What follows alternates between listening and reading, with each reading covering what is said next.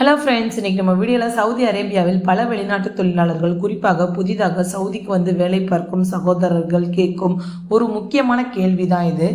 நான் சவுதிக்கு வந்து 5 மாதம் ஆகுது, சில பேருக்கு 6 மாதம் ஆகும், சில பேருக்கு 7 மாதம் ஆகும். ஆனால் என்னுடைய கிவா அக்கௌண்ட்டில் எம்ப்ளாய்மெண்ட் கான்ட்ராக்ட் இன்னும் காட்டவே இல்லை. அப்படி இருந்தால் நான் வேறு கம்பெனிக்கு டிரான்ஸ்ஃபர் எடுத்துக்கொள்ள முடியுமா அப்படின்ற கேள்விக்கு சோசியல் மீடியாவில் பலவிதமான பதில்கள் வருது. கிவாவில் கான்ட்ராக்ட் இல்லை என்றால் உடனே டிரான்ஸ்ஃபர் எடுத்துக்கொள்ளலாம் என்று சிலர் சொல்கிறாங்க. ஆனால் ஃப்ரெண்ட்ஸ், அது அவ்வளவு சிம்பிளான விஷயம் கிடையாது. கிவாவில் கான்ட்ராக்ட் இல்லை என்பதற்காக மட்டும் நீங்கள் உங்கள் விருப்பப்படி வேறு கம்பெனிக்கு டிரான்ஸ்ஃபர் ஆகிவிடலாம் என்று நினைக்கக்கூடாது. அப்படி செய்தால் பிரச்சனையில் சிக்கிக்கொள்ள வாய்ப்பு இருக்குது. அதனால் வீடியோவை ஸ்டார்டிங்லேருந்து எண்டிங் வரைக்கும் ஸ்கிப் பண்ணாமல் பாருங்கள். உங்களுடைய நிலைமை என்ன அப்படின்றத ஃபஸ்ட்டு நீங்கள் புரிஞ்சுக்கணும். ஃபஸ்ட்டு முக்கியமான விஷயம், கிவாவில் எம்ப்ளாய்மெண்ட் கான்ட்ராக்ட் தெரியவில்லை என்றால் அதற்கான காரணத்தை ஃபஸ்ட்டு கண்டுபிடிக்கணும். கான்ட்ராக்ட் பெண்டிங்காக இருக்குதா, கான்ட்ராக்ட் ஆக்டிவாக இருக்கிறதா, கான்ட்ராக்ட் எக்ஸ்பைர்ட் ஆகி இருக்கிறதா, அல்லது கம்பெனி உங்களுக்காக கான்ட்ராக்ட் உருவாக்கவே இல்லையா அப்படின்றத நீங்கள் கண்டுபிடிக்கணும். இந்த ஒவ்வொன்றுக்குமே நிலைமை வேறுபடலாம். அதனால் கான்ட்ராக்ட் இல்லை, டிரான்ஸ்ஃபர் எடுத்துக்கிறேன் அப்படின்னு உடனடியாக முடிவு பண்ணாதீங்க. ஃபர்ஸ்ட் நீங்கள் என்னென்ன செக் பண்ணணும்னு பார்த்தீங்கன்னா, நீங்கள் சவுதியில் வேலை செய்கிறீங்க அப்படின்னா ஃபர்ஸ்ட் உங்களுடைய டாக்குமெண்ட்ஸ் மற்றும் எம்ப்ளாய்மெண்ட் ஸ்டேட்டஸ் சரியாக இருக்கிறதா அப்படின்றத செக் பண்ணணும். ஃபர்ஸ்ட் வந்து உங்களுடைய இக்காமா வேலிடாக இருக்கிறதா, இக்காமா எக்ஸ்பைரி ஆகிவிட்டதா, கம்பெனி இக்காமா ரெனியூ செய்து இருக்கிறதா, அதை கவனமாக பாருங்க. செகண்ட் வந்து ஒர்க் பெர்மிட், உங்களுடைய ஒர்க் பெர்மிட் ஸ்டேட்டஸ் என்ன, அது ஆக்டிவாக இருக்கிறதா, அதன் வேலிடிட்டி எப்படி இருக்கு, இதையும் செக் பண்ணணும். மூன்றாவதாக கிவா எம்ப்ளாய்மெண்ட் கான்ட்ராக்ட், இது ரொம்பவே முக்கியமானது. உங்களுடைய கிவா அக்கௌண்ட்டுக்கு லாகின் செய்து எம்ப்ளாய்மெண்ட் கான்ட்ராக்ட் பகுதியை பார்க்கணும். கான்ட்ராக்ட் பெண்டிங்காக இருக்கா, ஆக்டிவாக இருக்கா, எக்ஸ்பைர்ட் ஆகி இருக்கா, கான்ட்ராக்ட் எதுவுமே இல்லையா அப்படின்றத ஃபர்ஸ்ட் நீங்கள் தெரிஞ்சுக்கணும். நெக்ஸ்ட் வந்து சம்பளம் சரியாக வருகிறதா அப்படின்றத செக் பண்ணணும். நீங்கள் வேலை செய்யும் கம்பெனி உங்களுக்கு சம்பளத்தை சரியான நேரத்தில் கொடுக்கிறதா, சம்பளம் தொடர்ந்து டிலே ஆகுதா, சேலரி பேமெண்ட் தொடர்பாக பிரச்சனை இருக்கா, இது போன்ற விஷயங்களும் உங்கள் எம்ப்ளாய்மெண்ட் சுச்சுவேஷனை புரிந்து கொள்ள முக்கியமானது. நெக்ஸ்ட் வந்து கம்பெனி லேபர் ரூல்ஸை ஃபாலோ செய்கிறதா அப்படின்றத செக் பண்ணணும். கம்பெனி உங்களுடைய இக்காமா, ஒர்க் பெர்மிட், சேலரி, கான்ட்ராக்ட் போன்ற எம்ப்ளாய்மெண்ட் ரெக்ரூட்மெண்ட்ஸை சரியாக மெயின்டைன் செய்கிறதா என்பதை பார்க்கணும். ஒரு கம்பெனி தொடர்ந்து லேபர் ரெகுலேஷனை மீறுகிறது என்றால் சில குறிப்பிட்ட சர்க்கம்டன்ஸில் எம்ப்ளாயிக்கு சட்டப்படி வேறு ஆப்ஷன்ஸ் கிடைக்கும்.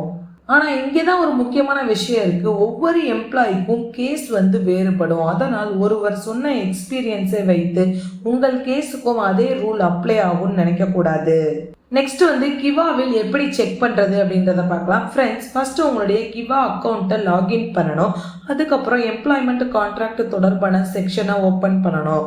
உங்கள் கான்ட்ராக்ட் ஸ்டேட்டஸ் என்ன என்பதை பார்க்கணும். அதோடு உங்கள் இக்காமா மற்றும் ஒர்க் பெர்மிட் ஸ்டேட்டஸையும் சம்மந்தப்பட்ட அஃபிஷியல் சர்வீசஸ் மூலம் செக் பண்ணணும். இப்படி எல்லா டீட்டெயில்ஸையும் பார்த்த பிறகு தான் அடுத்த ஸ்டெப் எடுக்கணும். 5 அல்லது 6 மாதமாக கான்ட்ராக்ட் இல்லை அப்படின்னா இங்கே தான் பல சகோதரர்கள் குழப்பம் அடைகிறாங்க. நீங்கள் கம்பெனிக்கு வந்து 5 மாதம், 6 மாதம் அல்லது அதற்கும் மேலாக ஆகிவிட்டது, ஆனால் கிவாவில் உங்கள் எம்ப்ளாய்மெண்ட் கான்ட்ராக்ட் இன்னும் தெரியலை அப்படின்னா ஃபர்ஸ்ட் கம்பெனி ஹெச்ஆர் அல்லது ஸ்பான்சரை தொடர்பு கொள்ளுங்க. அவர்களிடம் என்னுடைய எம்ப்ளாய்மெண்ட் கான்ட்ராக்ட் கிவாவில் எப்போது இஷ்யூ செய்யப்படும் அப்படின்னு எழுத்துப்பூர்வமாக கேளுங்க. முடிந்தால் வாட்ஸ்அப், இமெயில் அல்லது வேறு ரிட்டன் கம்யூனிகேஷன் மூலம் கேட்டு வைத்துக் கொள்ளுங்க. ஏன்னா எதிர்காலத்தில் டிஸ்பியூட் ஏற்பட்டால் நீங்கள் கம்பெனியிடம் கேட்டதற்கான ரெக்கார்டு இருப்பது உதவியாக இருக்கலாம். ஒருவேளை கம்பெனி உங்களுடைய கேள்விக்கு சரியான பதில் தரவில்லை அல்லது எம்ப்ளாய்மெண்ட் ரிலேட்டட் ரெக்ரூட்மெண்ட்ஸை சரியாக ஃபாலோ செய்யவில்லை என்று நீங்கள் நினைக்கிறீங்க அப்படின்னா சவுதி அரேபியாவின் மினிஸ்ட்ரி ஆஃப் ஹியூமன் ரிசோர்சஸ் அல்லது சோசியல் டெவலப்மெண்ட் தொடர்பான அஃபீஷியல் கம்ப்ளைண்ட் சேனல்ஸ் மூலம் உதவி அல்லது கம்ப்ளைண்ட் ப்ராசஸ் பற்றி நீங்கள் தெரிந்து கொள்ளலாம். ஆனால் ஃப்ரெண்ட்ஸ், கம்ப்ளைண்ட் செய்த உடனே டிரான்ஸ்ஃபர் கேரண்டீடுன்னு நினைக்கக்கூடாது. உங்கள் இக்காமா status, work permit, contract status, salary situation, company complaints மற்றும் உங்கள் முழு எம்ப்ளாய்மெண்ட் சுச்சுவேஷன் ஆகியவற்றை பொறுத்து தான் அடுத்த நடவடிக்கை இருக்கும். ஃப்ரெண்ட்ஸ், இதை மட்டும் மறந்துடாதீங்க. கிவாவில் கான்ட்ராக்ட் இல்லை, அதனால் நான் என் விருப்பப்படி வேறு கம்பெனிக்கு டிரான்ஸ்ஃபர் ஆகிவிடலாம் மட்டும் நினைக்காதீங்க. அது ஆட்டோமேட்டிக் ரூல் கிடையாது. டிரான்ஸ்ஃபர் அப்படின்றது உங்கள் ஸ்பெசிபிக் சுச்சுவேஷன் மற்றும் அப்ளிகபிள் சவுதி லேபர் ரெகுலேஷன்ஸ்க்கு உட்பட்டது. சில குறிப்பிட்ட சர்க்கம்டன்ஸில் எம்ப்ளாய்க்கு ஸ்பான்சர் கன்சென்ட் இல்லாமலும் டிரான்ஸ்ஃபர் செய்யக்கூடிய சட்டப்படி வழி இருக்கலாம். ஆனால் அதற்கு குறிப்பிட்ட கண்டிஷன்ஸ் இருக்கலாம். உதாரணமாக employment violation, salary payment problems, இகாமா அல்லது ஒர்க் பெர்மிட் தொடர்பான பிரச்சனைகள் போன்ற விஷயங்கள் சில கேஸில் முக்கியமாக இருக்கலாம். ஆனால் ஒரே ஒரு காரணத்தை வைத்து எல்லோருக்கும் டிரான்ஸ்ஃபர் கிடைக்கும் அப்படின்னு சொல்ல முடியாது. சம்பளம் 3 மாதம் வரவில்லை, டிரான்ஸ்ஃபர் ஆகி விடுமா? இந்த மாதிரி கேள்வியும் நிறைய பேர் கேட்குறாங்க. சேலரி பேமெண்ட் தொடர்பான சீரியஸ் வயலேஷன் இருந்தால் அப்ளிகபிள் ரூல்ஸின் கீழ் எம்ப்ளாய்க்கு சில சட்டப்படி ஆப்ஷன்ஸ் இருக்கலாம். ஆனால் இதையும் உங்கள் எக்ஸாக்ட் கேஸை பொறுத்து தான் பார்க்கணும். அதனால் சோசியல் மீடியாவில் யாராவது 3 மாதம் சம்பளம் வரவில்லை, உடனே டிரான்ஸ்ஃபர் என்று ஒரு லைன் மட்டும் சொன்னால் அதை மட்டும் நம்பி ஆக்ஷன் எடுக்காதீங்க. உங்கள் கேஸுக்கு அப்ளிகபிள் ரூல் என்ன என்பதை அஃபீஷியல் சேனல் மூலமாக வெரிஃபை பண்ணிக்கோங்க. இன்னொரு முக்கியமான விஷயம் என்னன்னு பார்த்தீங்கன்னா, ஃப்ரெண்ட்ஸ், கிவாவில் கான்ட்ராக்ட் இல்லை என்று சொல்லி கம்பெனியை விட்டு வேறு இடத்தில் வேலை செய்ய ஆரம்பிப்பது அல்லது டிரான்ஸ்ஃபர் ப்ராசஸ் கம்ப்ளீட் ஆகும் முன்பே வேறு எம்ப்ளாயருக்கு வேலை செய்வது போன்ற விஷயங்களை உங்கள் விருப்பப்படி செய்யாதீங்க.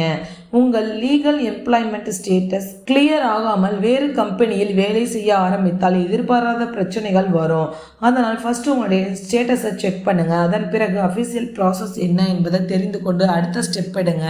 ஃப்ரெண்ட்ஸ், இன்றைய முக்கியமான அப்டேட்ஸ் இதுதான். இந்த வீடியோ உங்களுக்கு ரொம்பவே யூஸ்ஃபுல்லாக இருக்கும்னு நினைக்கிறேன். மறக்காம நம்ம சேனல் சப்ஸ்கிரைப் பண்ணிடுங்க. தேங்க்யூ.